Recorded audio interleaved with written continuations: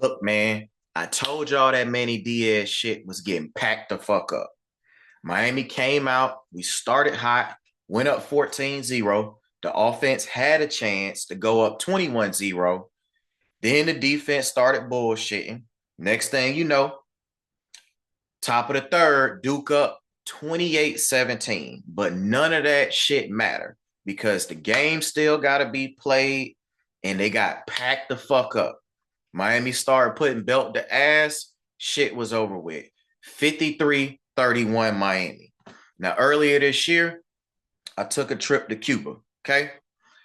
Took a trip to Cuba, like a 4-hour ride to the farm, you know what I'm saying, where they make Cubans. This right here, that right there. This is a real Cuban, okay? This is a real Cuban. I got this from Cuba, all right? A real Cuban.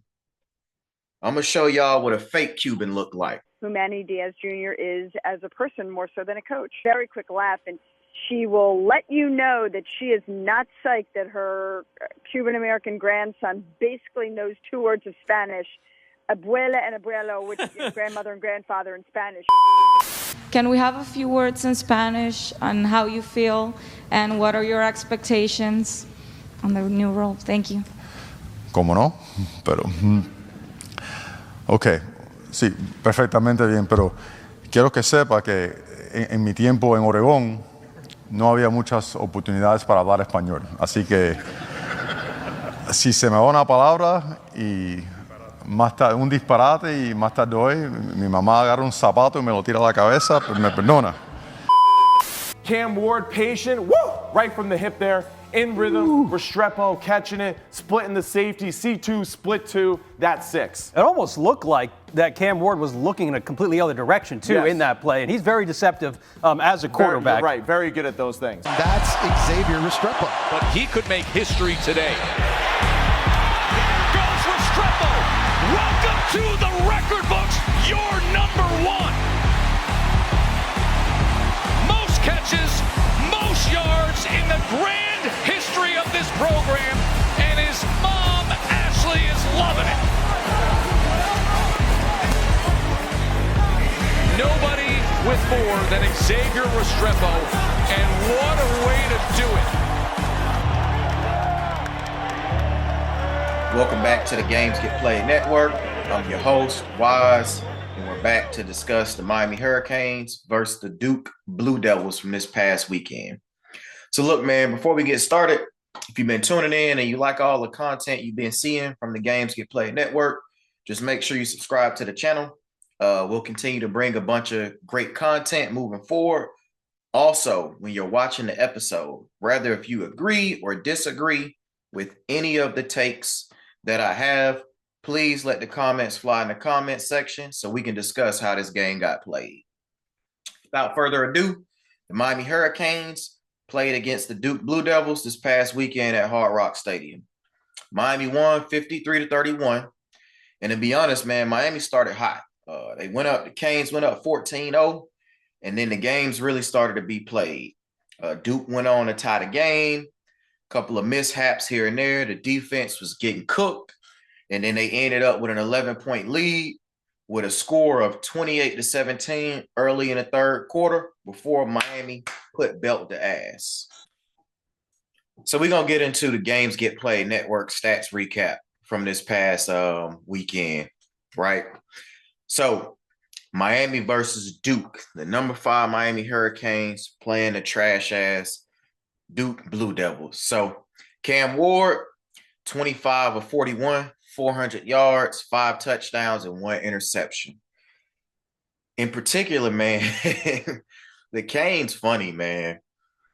I saw them specifically try to get Ward 300 yards. And then when he got to the 300-yard mark, I saw them keep him in so he can get to 400 yards. I know we doing the shit with the Heisman campaign and all of that, man, but he got fucking blasted on literally the last time we had the ball when we was first and goal. So we really got to be careful with shit like that. I know internally they trying to get him certain numbers and certain accolades once he get close to it. The main thing is winning, right? But they're trying to do certain stuff, which I'm cool with it, man. Just protect him and tell him to protect himself. We ran the ball for 126 rushing yards. That really don't do justice for what was really going on, to be honest. Martinez had 66 yards. Fletcher had 65 and a touchdown. But, man, we really was having our way with the run game. And I honestly don't know why we didn't just stick with it more. So I know a lot of what we do is run RPO. So you got run pass option. At some point, I feel like Dawson need to start sending in more just straight up run plays. Obviously, this is me nitpicking, just being honest, but seeing the run game be super effective is extremely important. And we was opening like some massive holes, and Duke was not good at stopping the run at all. But other than that, man, I thought the run game was highly effective. The 126 really don't do justice of what happened, in my opinion. As far as on the receiving side, Restrepo broke the receiving touchdown record for the most total yards in Hurricanes history, as well as the most total catches. He had 146 yards. He had 3 touchdowns. In my opinion, he should have had at least 200 yards, man. Kudos on breaking the record and everything. We got the win. Excited about it, but I'm here to keep it real. And just watching everything back, there was 3 balls that he dropped. 2 were just straight up drops, but 3 balls he should have caught, that if he had caught those balls, man, he would have been well over 200 yards. 2 of them were catches, I feel like, that are normally routine for X, but he just didn't come down with them. As far as Jacoby, man, 74 yards, 1 touchdown. He had the 49-yard score. He was mad at himself for the touchdown that he dropped that Ward threw to him. The defenders, I believe it was 0 because he was out there fighting the whole game, but he fought him all the way down to the ground, and he ended up getting the ball out, but made up for it by getting another score. Isaiah Horton, 6 catches, 71 yards, no touchdowns today. I thought Zay made a lot of great plays. Him and Ward running that slant, whether if it's him isolated or mixed in within other things, I thought is great. They continuing to make that work. Horton also had a ball that he dropped. I felt like that he should have caught, but it is what it is, man. Overall, I felt like it was a great day by the wide receivers. Sam Brown, 2 catches, 46 yards. He should have scored touchdown, but he went 60% Sam Brown, which we hadn't seen it in a little minute, but he started jogging on the play, which I don't know why he did that. And then he ended up being down at the 1, but I guess everything happens for a reason, because we ended up handing the ball off to Fletcher and he scores. He celebrates and everything, points up, up high for his pops. And ironically, I saw something online, that was Miami's 53rd point. And I saw something saying that Fletcher Sr. passed at 53 years old. So Sam Brown didn't score, man, but I felt like that was a unique and a key moment, obviously, for Fletcher to end up scoring and it being the 53rd point and everything. Riley, 1 catch for 29 yards at the end of the game. Ward dropped a dime off to him. Arroyo only had 1 catch for 11 yards. I'm still saying that we need to continue to use Arroyo, because he is our best weapon, in my opinion, that has a mismatch every single week, no matter who we're playing. He's always going to have the advantage no matter what. There's nothing they can really do to stop it, honestly. And then obviously Cam McCormick, he had the 1 touchdown. Just overall, man, I think that defensively, shit was very shaky at one point. Missed tackles in particular. Daryl Porter was bad on Saturday. He was bad. And that's just me being real. I know he's playing out of position by playing the nickel position, but you've been doing it all season. I mean, and to be honest, whenever we have somebody in a nickel that's a problem, which Hagen's was, we getting ate alive. And honestly, we have to make an adjustment there. We have to, because if we don't, I don't know how long you can keep getting away with some of the things that we're getting away with defensively.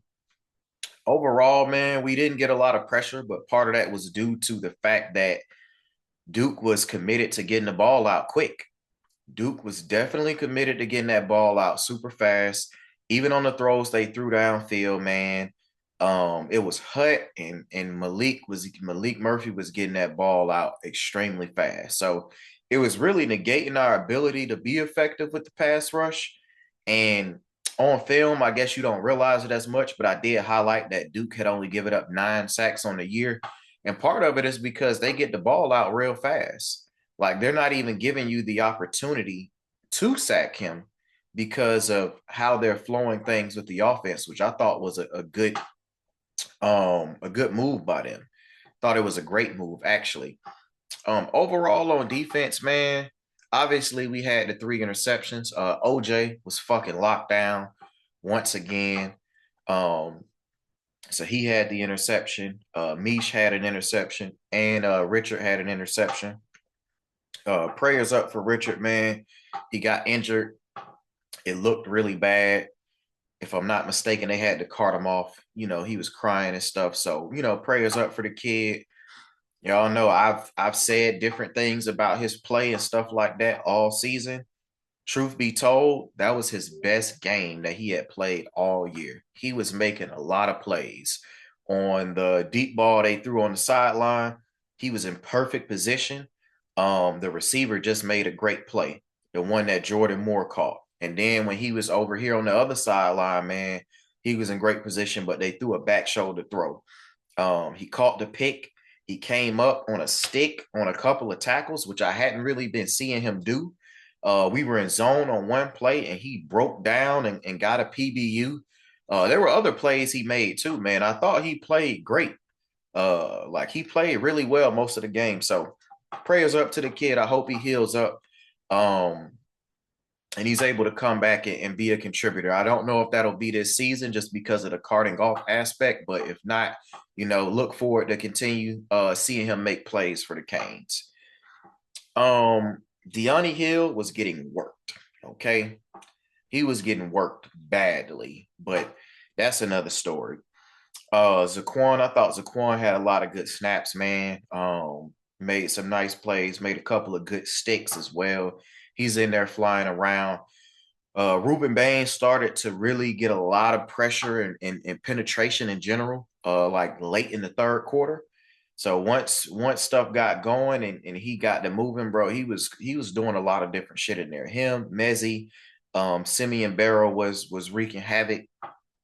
It was part of the reason why they really weren't able to do nothing with their main running back in the run game. Honestly, and overall, the run game was stopped up pretty good outside of a few, you know, key runs.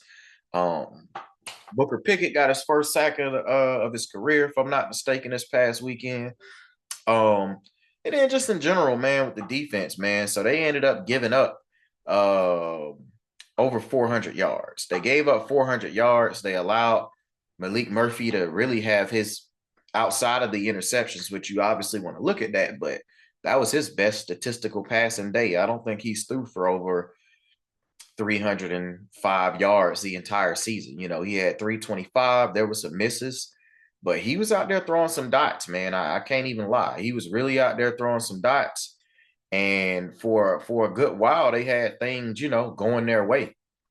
So, you know, that's pretty much it overall. Stat-wise, Cam Ward also ended up becoming Miami's leader in touchdowns in one single season. He has 33 on the year. So he tied Steve Walsh with 29 passing touchdowns on the year. But also, you know, he has the 1 receiving touchdown, and then he has the 3 rushing touchdowns. So he's now the single season leader in that category. So Duke's stats. So Malik Murphy was 25 of 41. That's funny. Him and Cam was both 25 of 41. But for 325 yards, 3 touchdowns, 3 interceptions. As far as the run game goes, Peyton Jones was really kind of having his way with us. 12 carries, 71 yards. He had the touchdown. He had like a 27-yard run. We stopped Star Thomas, which I was very happy about. We took Star Thomas away from what they wanted to do in the pass game with him and in the run game. He only had 12 carries for 25 yards.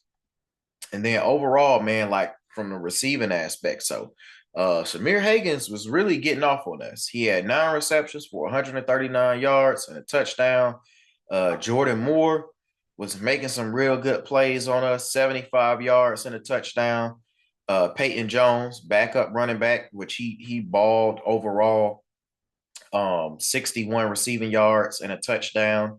He had that 40-yard long on us. Eli Panko, he really didn't get off on us like that. I thought he would play better, but 5 receptions for 36 yards. And Keyshawn Brown, he only had 11 yards, but they missed him on a couple of big plays where he was running wide open down the field, man. They really missed him, which I'm happy they did because they probably would have been touchdowns. Overall, in general, man, with the Duke defense, if I'm being honest, the main thing that I want to point out here, like for real, that boy Chandler Rivers, number 0, that motherfucker was competing all game. It didn't matter who he was guarding, bro. Rather, if he was on Horton, George, didn't matter. He was fighting out there every single snap. He was competing at a high level. He was sticking his nose in there for tackles. He had 2 PBUs. Like, he was playing aggressive, and he was really physical the entire game. As far as on their end, that's probably the only thing I really want to highlight for real. Terry Moore, their safety, he made some plays and things like that. But honestly, man, I thought 0 was the one that, that needed to be talked about and highlighted. So, Duke gained 23 first downs on Miami. They were 5 of 13 on 3rd down, 1 of 2 on 4th down. A total of 405 yards, 325 passing yards, 80 rushing yards. Time of possession, 28 minutes and 9 seconds. So that was pretty even, but they did have 4 turnovers. The Miami defense was able to force 4 turnovers in the game, and honestly, that's what the difference was. Miami had 27 first downs in the game. They were 6 of 12 on 3rd down conversions, 526 total yards. Miami had 52 penalty yards, and they accumulated like 40 of those on one drive, to be honest. Time of possession, 31 and a half minutes. So there really wasn't a huge discrepancy with time of possession and things like that. But overall, man, the Canes did what they needed to do. When you just talk about the ebbs and flows of the game, that's really what's key in all of this. So the ebbs and flows of the game, man, the Canes came out, they started hot, went up 7-0, 14-0, had a chance to go up 21-0. The offense didn't capitalize, and then the defense really got in a position where they couldn't stop shit. Duke literally went up and down the field and did whatever they wanted to do. They ended up with a 21-17 lead at halftime. And honestly, man, we really gifted them too much, in particular on that drive, man. I believe it was like the second TD drive. We gave up like 40 yards in penalties. And then there was one drive in particular, like Daryl Porter gave up 5 plays on one drive. And I'm just sitting here like, bro, at some point, we have to do something a little different. It's been 10 weeks. We 10 weeks into the season, and we literally keep seeing these teams attack us in the same manner. It is the same shit week in and week out. The book is out on Miami, okay? Run misdirection, you're going to get a first down or a big play, okay? Bring in your slot wide receiver in motion, you're going to confuse us when you're doing different motions and movements. Pay attention. They're consistently confused. And what I don't understand is like how week after week we keep seeing our defense get hit with the same shit. It's the same stuff week after week. Duke hadn't ran a running back go route all year. What do? When Kiko was lined up on Peyton Jones, they sent him downfield because they know what our weaknesses are. Everybody seems to know what our weaknesses are, except for Miami. We keep asking people to do things that they've proven that they're not great at doing, and we continue to do it. And then when we don't get the outcomes we want, we're saying we got to make adjustments. You should have made the fucking adjustments before the game because you should have known that they were going to try to attack certain things if given the opportunity. Slot and running back out the backfield really been killing us all year if they run it right or if they have capable players. And it is what it is, man. You know, losing Richard really hurts a lot. You know, like I said, I know at some points he's not played well this season, but he was playing great last game. And now that he's out, man, you know, OJ can't come off the field. All right. OJ cannot come off the field for one snap at this point. And I honestly think we just need to move Daryl Porter back to the outside where he's comfortable at. He cannot play nickel. He's not good at it. Anytime we've played a slot wide receiver that can hurt us, they've hurt us. Get Porter from the nickel. You can try different things. Put De'Ani Hill at nickel. Do something, bro. Put Zaquan Patterson in. Let him play there. Bro, you can try to play Markeith more. Do something. But Porter is not the answer at nickel. And I don't think you can afford to allow De'Ani Hill to just stay on the outside, because once they identify how much of a weakness that he is out there on the outside, they're going to continue to abuse it. And then if Porter is also struggling in the slot, then now you have two spots that are continuing to struggle, and you can kind of get your bread and butter off of it. So put Porter back outside. Guidry, please put Porter back outside and find another way to defend wide receivers in the slot. And it cannot be Mish Powell, because Mish is not good at nickel either. Mish be getting his ass cooked when he's at nickel, but when he's at safety and he's providing help over the top, he plays great there.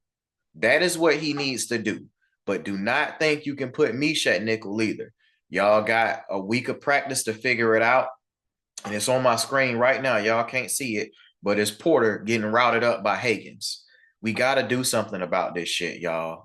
We got to. We cannot keep allowing the same things to beat us week in and week out. The games get played. We see the games get played. And we doing the same thing, allowing these folks to get off. Once the games get played, you got to go back and make the adjustments. Stop trying to make in-game adjustments for things you already know they're going to do from them watching the games get played. The game got played, and we're here to look at Wise's vision. These are my perspectives on what I saw while I was rewatching the film. 1 quarter worth of reviewing the film. Teflon Twan, start the clock.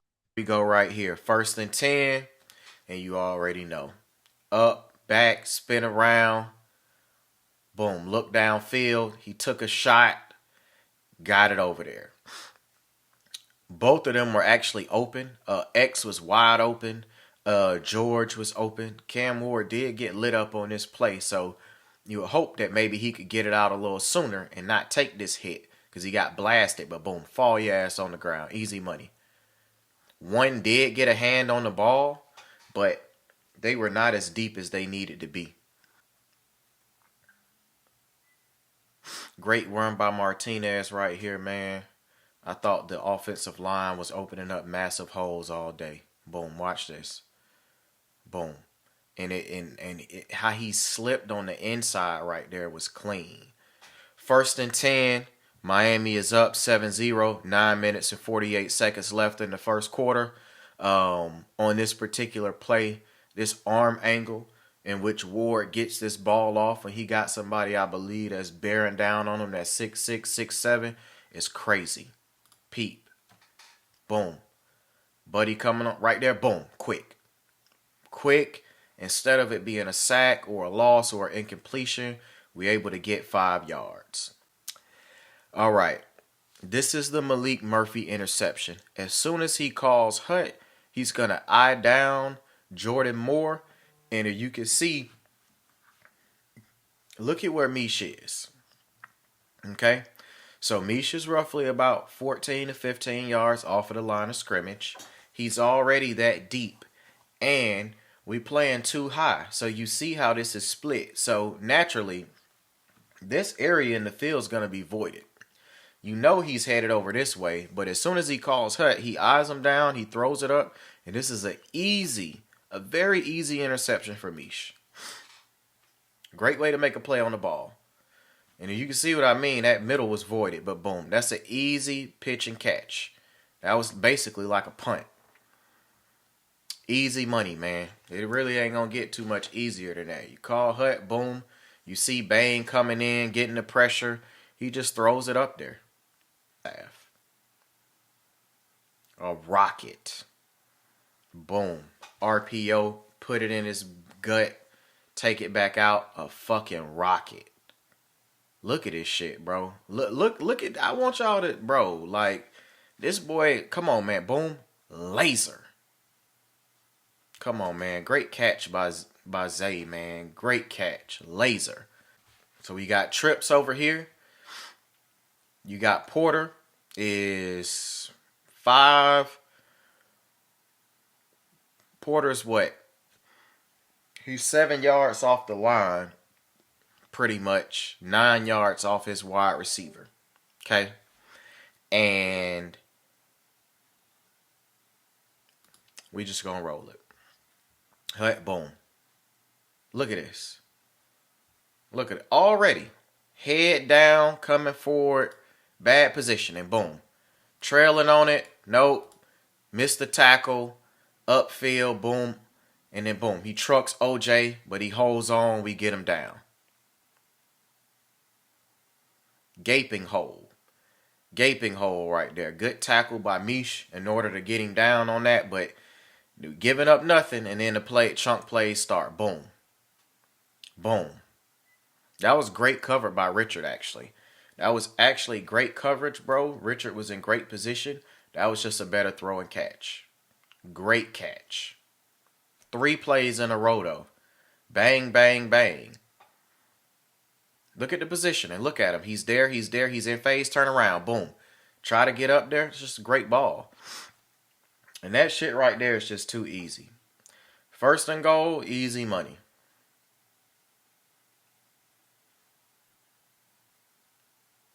Untouched. Motherfucker walked in there untouched. One thing about this shit, man, I seen somebody say Chris Johnson be running like he don't want to crease his shoes. They say he running like he don't want to crease his shoes, man. Boom. Defense. Stop something. Stop something, defense. Oh, what do you know? What play was that? Let's see that again. Boom. All right. So, bro, we up 14-7. 13 minutes and 22 seconds left in the second quarter. Okay. It is 2nd and 17. And look at what we have here. Empty set. Running back split out this way. You got Kiko on him. He's 3 yards off the line of scrimmage, 5 yards off the guy here. And we just gonna roll it. Hut. Boom. At this point right here, you know he's fucked. Peyton Jones can run, clean pocket. He got the time. He gonna step up into this throw, launches it downfield. Boom. Drops a dime. And they super excited. Look at this shit. This ain't even Kiko's fault, bro. He ain't got no chance. Luckily, he made the tackle, but come on, bro. He ain't got no chance on a play like that.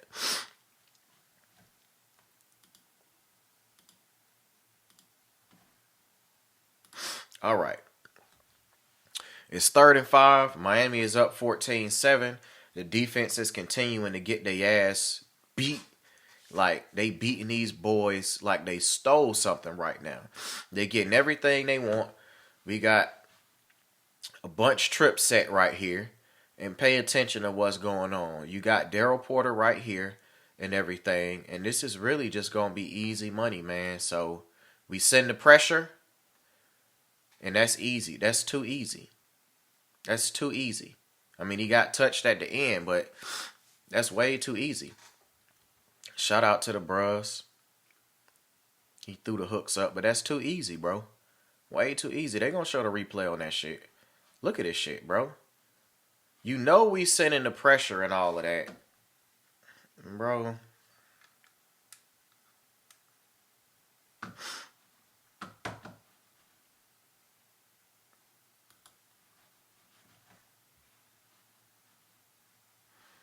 That's too easy, bro. Boom. Put it in the belly. Drop back. What you doing? What you doing? What you doing? Boom. Check down. Check down. That check down is there all the time. And we, you know, Manny was here for a while. So y'all know how Manny loves to do stuff like leave a check down guy open or not have alignment right. That check down shit was there all game. And it's there every game if Ward wants it. I want to address something about this play. You guys let me know in the comments. We can definitely have good discussion about this. But so I saw a couple of other film breakdowns and they were talking about how Duke is not allowed to do this, that this is offensive pass interference.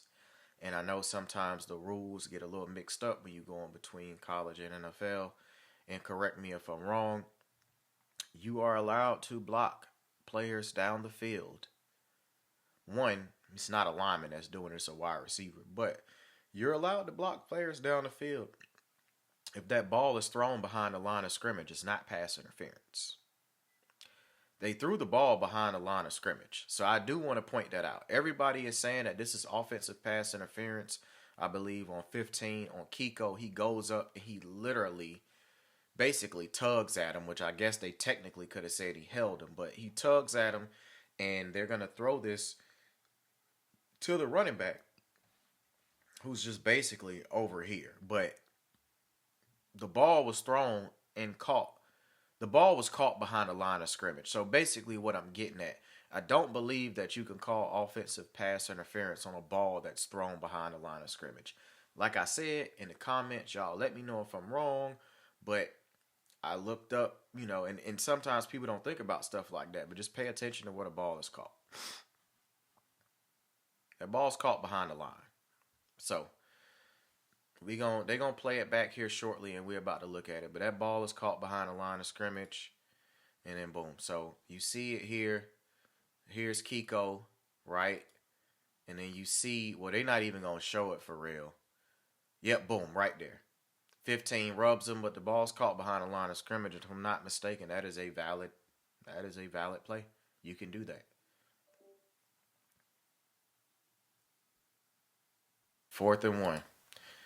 All right. So here we go. The motion is going to have these guys suck in. And then nobody even picks up on 8. But also, there's somebody else that's wide open on this play. So this isn't just a one-person thing, bro. Like, there's 2 people wide-ass open on this 4th and 1 that we weren't ready for. We called timeout for this shit, and we were not ready for it. I just don't understand it. Called timeout, wide open. But look, he's open too. Watch. You're going to see it on the replay right here. Watch the replay. All right. Boom. So he's coming in motion across this way. Jordan Moore is right here. I don't even think we identified that he's who he is, the wide receiver. But we was confused before this play was snapped. But he's going to come across. All of these folks going to suck in. He going to leak out. But I believe it's Hagan also. Look, Hagan wide open. Nobody on him either. Wide open, bro. That shit is wide open. Like, that shit crazy. Some of them throws. This was not a catch. I know it stood, but it was a good thing we got back up there to the line. Watch that. That is not a catch, bro. That ball was moving. Hut. Fucking laser. We gonna see it on the replay. That was a fucking dot, bro. All right. Bro. This is crazy because he calls Hut, and there's two things on this play. One, pay attention to the route that X run, and then the other thing is pay attention to CC smack the fuck out of Buddy. He put him on his ass right here. Hut. Boom. Get down, bitch. Touchdown. That was a laser that Ward threw. And George is excited, and then boom, we get the 2-point conversion right here. Now we only down 3. 2nd and 6, boom, and here go the pick. OJ, fuck y'all. True freshman played that shit perfectly, and boom. Let's go. Let's go, OJ. Let's go. Boom. Easy money, man. Locked him the fuck up. He had outside leverage, and you had Jaden Harris there for the inside leverage, but this is how you do it. This is how you do it. A true freshman. And this is how you look up and find the goddamn ball. Boom. He looked like the receiver on that. Boom. Mossed him. Come on, man. Easy money. Out, so nothing happened, but that wasn't a catch. And this was a fucking cat. That was a snag, boy. That was a snag. Look at this shit. Ugh, that was nasty. Mish thought he was about to pick that ball off, and Jordan Moore went up with one hand. One of the best catches I've seen all year. That was definitely going to be an interception if he didn't catch it. That was a fucking great grab. You have a diamond set to the boundary, and this is what happens when you run so many wide receiver or running back screens the entire game. This was a gem that was set up by Dawson, but you can't set it up unless you continuously make them think that we're running some of the same quick hitters we've run all game. And if you look up here, you'll see who all they have. So when we call Hut, you're going to have him come back like it's for the screen, and that may be Martinez. I can't tell. He's going to work up the field, so George is going to go straight up. X is going to run a curl route, and I believe that's Arroyo out there that's going to basically just work down the field as well. But this is what happens when you run the plays how you run them. You set them up for some shit like this. Call Hut. Boom. They think it's a screen. Nope. Over the top. Easy hit. And then George do a little jog at the end where he almost got caught. But either way, tutty. Easy money, man. Boom. You see it. Yep, nope, down. This guy's going to stay up. This guy sinks a little bit, and he's basically out of whack. They not expecting to look. Eyes down there. Oh, damn, hand up. Damn. So, and even in a situation like this, so this is the interception coming back cross field. So, there's a couple of things about this play, right? So, you call Hut. So, one, Carpenter ain't even got nobody right here. We had 3 people technically trying to block those 2. But you see what's going on. But when you look, you see he's coming this way. The holding call comes right there, and he throws this ball. So freeze it. This was actually open. So I do not condone him doing this, but he's going to do the shit. He was throwing this ball to Sam Brown. But this is Elijah Lofton, and he ends up, it's scramble drill. He ends up bringing his guy over here. But I'm not going to lie. This ball was going to Sam Brown, and if he had caught that, he probably was finna turn up field and score, because I know nobody wasn't going to catch him. See, Lofton's guy picked it off, but that ball was not to him, though. And this was the play right here. And we're going to show it back on this, man. This play was great, one, because X broke the record on this play for most receiving yards at Miami. Also, receptions on the 66-yard score. But we're going to take a look at why it was so great, man. So you're going to see the route that X runs here. He gets behind this defender here in particular. His eyes is on the quarterback. So as soon as he gets there, Ward's going to hit him right here. And then X splits both safeties and go. Reason why I'm pointing this play out, though, man, is because, and hopefully we get a look at it from the other angle, but this was a no-look pass by Cam Ward. And this was confirmed by his father, He said his father mentioned that he told him about it afterwards, but also by other, you can see on the other angles, this was a no-look pass. So when he calls Hut, Ward is going to be locked on out here. He's looking this way, and then he's going to hit the ball to X. And right after he throws it to X, he whips his head to see if it's completed. He know where he's supposed to be and where he's taking him, but he can only see him out his peripheral. Boom. That was a no-look pass. Touchdown. They better make this motherfucker run sprints. Extra sprints after the practice for this shit. Obviously, the score didn't matter because we was going to win this game anyway, but he get this shit out there, quick hitter to him. X throw a great block. CC throw a great block. And then he turned into 60% Sam. He bullshitting, started running slow upfield, but whatever. Touchdown for Fletcher. Point up to the sky. Let's go. Let's be clear. It's 53-31, 2 minutes and 33 seconds left. And after this play, Dawson told Ward, I told you to fucking just hand the ball off. This was not supposed to be a pass. So either it was a straight up run play that was called and Ward audibled out of it, trying to get his 6th touchdown on the day, or it was RPO just because, and Dawson told him to hand it off and he decided not to. But this is the kind of stuff we don't need because we can't afford for him to get hurt. So one is going to come off the edge and blast his ass. Boom. Don't even see him. That's the kind of stuff where you can really get your guy hurt, man. Boom. We don't need that. Don't even. Bam. Real quick, man, shout out to the class of Manny Diaz, man. He waited on the field after the game was over in order to congratulate Restrepo. He waited until after him and Cam finished the interview to make sure that he gave him proper congratulations. And, shout out to him for that. So last weekend, I thought Shannon Dawson did a lot of good things on offense. Every single week, we're continuing to just sprinkle in different things. We saw a lot of the two-back sets with Mark Fletcher and Damian Martinez in the game at the same time. That is something that I was excited about. We ran different things out of it just with different looks. I think that's one of the best formations for us to use. And I think the more and more we continue to play out of it and we just do different things, man, that's going to be hard to stop. One of the things I will say is I didn't like the blocking that we were doing on the perimeter in the first half. I thought the receivers and the tight ends did a bad job blocking up the wide receiver screen.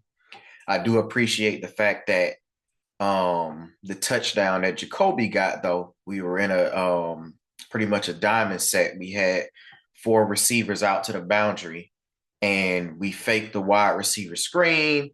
We had somebody else work up this way. X kind of worked underneath on a curl, and then Jacoby went. That play doesn't work unless you do what you're doing earlier in the game, in my opinion. The amount of times we threw the wide receiver screen, even though we didn't block it up well, we kept using it, and that's the thing. Okay, give it to him. Boom.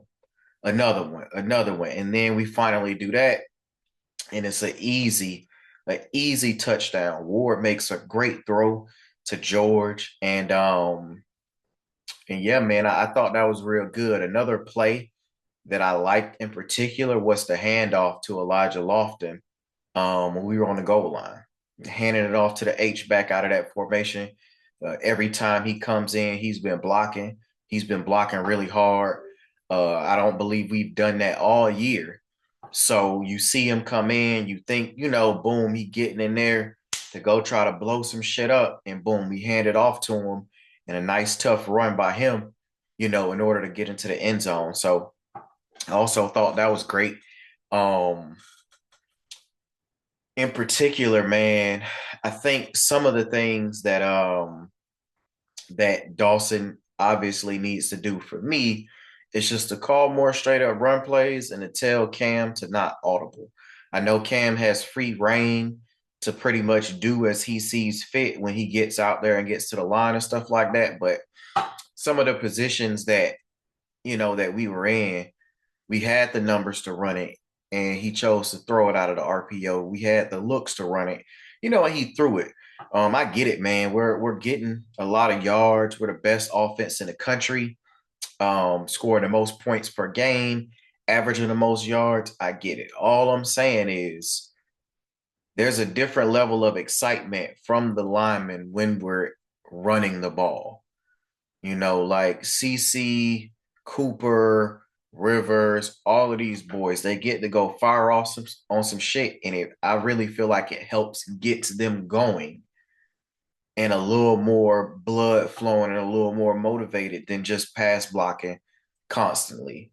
And that's just my take on that. I will say that we struggle at times in the red zone.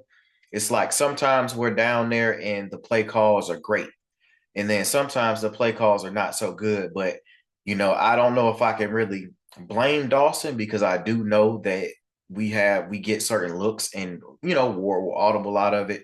Sometimes the execution just isn't where it needs to be, just being honest, whether if it's from a route running perspective or blocking it up the right way. So, that's just something I want to see us clean up for sure.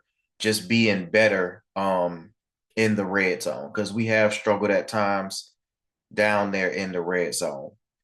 One other thing, as far as like with what's going on with the offense. So there were a couple of other plays that Dawson kind of threw in there. And he's been sprinkling stuff in here and there. If you watched Cam Ward's interview, he talked about how he said that one of the plays they ran, he was like, we've been practicing this shit for 4 weeks. He like, Dawson got us practicing a whole install of plays. We've been practicing for 4 weeks in practice. And he was like, most of the stuff we still haven't run it in the game. Man. So Cam is excited to, continue to add to what we got overall. And I think that's a beautiful thing. My last thing I'll touch on is I think Dawson needs to make it more of a point to make sure that he gets Arroyo involved. I know personally, Elijah Arroyo doesn't make a big deal about not getting the ball. The kid, he gonna block his ass off. He's gonna give 100% every play regardless. And I know he wants the ball. He doesn't always get it. But what I'm saying is getting him the ball early on changes things for us in general. Because if you're able to get the tight end involved and do things in a certain manner, the play action stuff will be much more effective. And we didn't run a lot of straight play action stuff last week. I definitely think we need to make sure that we key in on that matchup moving forward. And then the next thing is, I know he said in the interview that it's up to the position coaches about who plays. And, that was confirmed to me recently. Basically that when Dawson said that, that's absolute bullshit. He's controlling who's playing, in particular at wide receiver and at running back. And we definitely need to get them young bucks more playing time. We're at a deeper part of the season, man, and we need to continue to let them get more reps. And we got to get them ready in practice so they can get in the game and play and be effective. You don't want to have a situation where you can only depend on 3 to 4 guys at wide receiver, and God forbid somebody goes down, and then kids are just not comfortable enough to even be effective. So we got to get more of the younger wide receivers in the game for sure. I'm cool at running back because I know we got Martinez, Fletcher, and Allen. So I'm cool. But at wide receiver, we definitely got to get a little more in there. And on top of that, at times when X do need a breather, and he tap his helmet like they do to bring himself out every once in a while, like we need to be effective with what we're doing. So definitely would like to see that get improved. So as far as on the defensive side of the ball, man, I definitely think that Guidry needs to make some adjustments for sure. just based upon what we've seen, teams have continued to attack us with a lot of misdirection plays. We've pretty much failed on misdirection almost every time. When there's a lot of different motions going on, we're consistently confused. The DBs are they're confused about the shifts and the movements. You see it throughout the game, man. We'll be in man, somebody will go in motion, and they'll go with their man. Other times we're in zone, I guess, and somebody goes in motion, and then the DB's trying to run over there, and then somebody else is telling them, no, go back, stay over there. It's just different little things, but we're clearly not as prepared as we need to be. The next thing with Guidry, just being honest, every time motherfuckers go for it on fourth down, we are never prepared. I talked about this in the last video, and then once again, we're not prepared when Duke gets ready to go for it on that first fourth down. I just don't understand this shit. I do not understand why we be surprised when these folks are going for it on fourth down. And I get it. We call the timeout, right? We call a timeout on the fourth down, on the play where they're going for it on fourth down. And the craziest thing about all of this shit, we call timeout and then we go right back out there and literally we're confused right before the snap. Confused as hell right before the snap. And it's two people that's wide open on the play. It's as if we didn't even call timeout. Now, I get it. It's in the first half. So, you got them, you use them. But it's just like, bro, like we were so confused to the point where it's like, why even call timeout? Like, we don't know what's going on. I don't get that, man. We got to clean that up. I'm going to need Guidry to stop playing Daryl Porter in the slot. That is a coaching decision. That is a coaching move. He is not a nickelback. He has struggled at nickel the entire season. Every time we have played somebody that has capable talent, and we need to get Porter out of the slot, especially with Richard being hurt. Put Porter back on the outside and let him and OJ stay out there. And if anybody's going to get cooked from nickel, let it be De'Ani Hill. He already going to get cooked on the outside anyway. Between De'Ani Hill, you can put Patterson in there. You can put Keith. Definitely don't play Mish at nickel, Guidry. I know you make the big bucks. Y'all know what y'all talking about. I'm just a fan. I get it. I see these folks getting fucking cooked, and it's like y'all don't see these folks getting cooked. Mish is not good at nickel. He is good helping over the top at safety. That is what he is best at. Do not put him in that position to play nickel because he going to be barbecue chicken just like Daryl Porter was. Guidry, I need you to stop asking Kiko to cover these running backs out of the backfield 30 and 40 yards downfield, okay? And some of these guys he's covering are some of the faster guys on their team. Kiko is not fast. He is fast enough to keep up. Usually on every play, whether if they catch it or not, he is beat and he's trailing. Stop asking the kid to do shit that he's not good at doing. There's no reason I should see Kiko downfield covering a motherfucker 35 or 40 yards. It just should not happen. It shouldn't. Figure out a way to adjust it. Figure out a way to get Pruitt or somebody else in the game to help cover some of these guys. Do it. Figure it out, bro. You figured this shit out last year with the 3-3-5. You need to figure this shit out this year. A lot of folks calling for Guidry job. I don't understand why.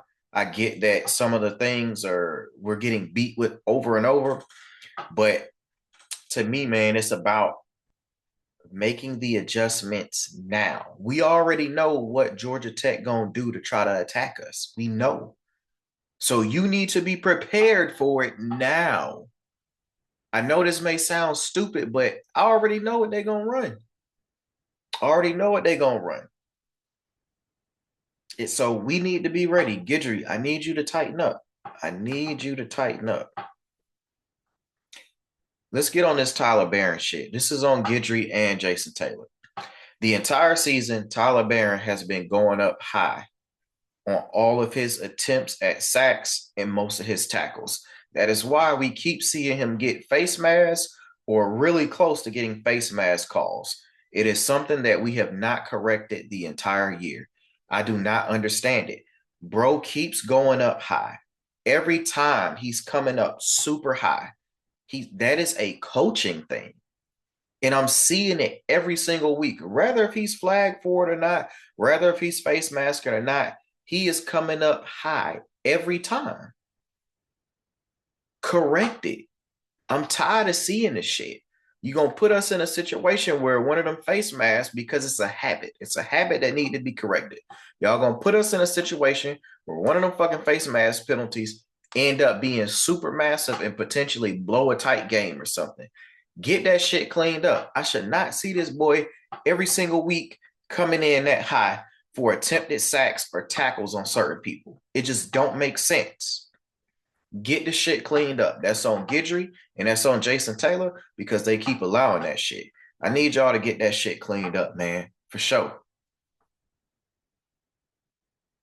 My last thing for Guidry. Listen here, man.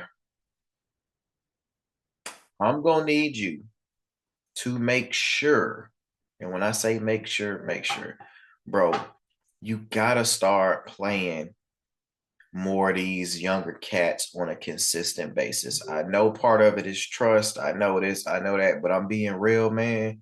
Some of the older guys that are out there were already confused. They already don't know what they're doing. I don't think it's going to be that detrimental to play these young guys in certain spots to continue to try to get them ready when the people that are out there that's supposed to know what they're doing don't know. So don't tell me you can't trust them, because I'm watching some of the people that y'all claiming y'all trust, that we supposed to trust, and they're not to be trusted. In no way, shape, or form are they to be trusted. So I need the adjustments to be made. We got to do something about this, man. We got to do something about it before it's too late. Okay? Guidry. Duke scored 31 points. That is the most points they have scored all year on a P4 school. I don't think they had scored more than 27 the entire season. The motherfuckers had they average by halftime, bro. I get they only scored 10 in the second half, but all of this, we can give up hella points in the first half and figure it out second half. Got to stop doing that shit.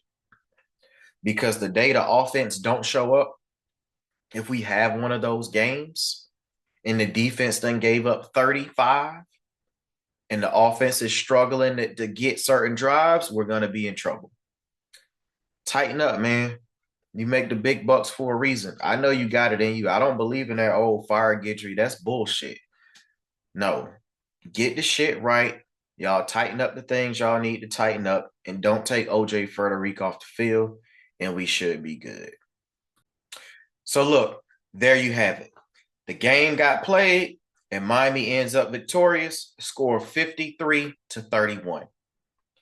The offense came through, made a lot of explosive plays. The defense had some key moments after they was getting their shit walked all over out there. I think the real turning point defensively for the entire game was when OJ made that pick, got us the ball back. And then from there, it was pretty much lights out. Be on the lookout for the preview for the Georgia Tech game. So pretty much how the slated schedule will go. Typically, you'll see reviews drop on Tuesday, and the previews for the upcoming weeks will drop on Thursday. Until next time, I'm signing off. We play this game to win, by any means necessary. To our last breath, to the last play, we hunt.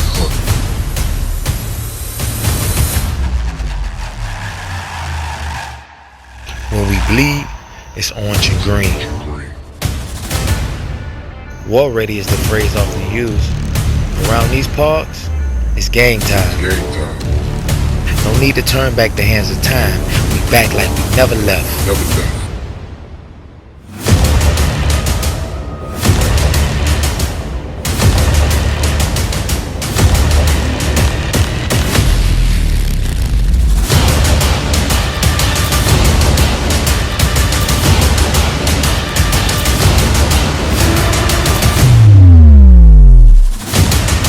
thing that'll never change is the brand, the you.